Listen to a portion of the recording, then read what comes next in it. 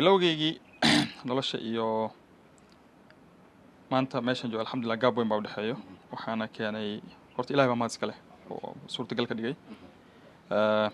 noloshayda very humble beginning bay ku bilaabatay si iska like every other Somali family oo kale sida maaragtay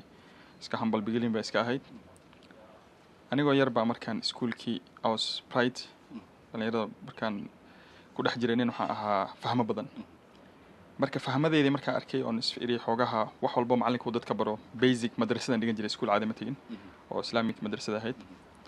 waxaan dareemay inay meesha aan joogo environmentiga aysan ahayn inay siineen the potential ka maaragtay igu jiro iyo waxa aaminsan inaan achieve garan karo marka taas waxay ka bilaabatay comfort zone-kayga iyo guriga hooyaday aan joogay alxamdulilah aan ku ladnaa basic cuntadeeda waxaygaan ku heli jiray inaan ka tago mar walbana waa laga hadlaa comfort is the biggest enemy of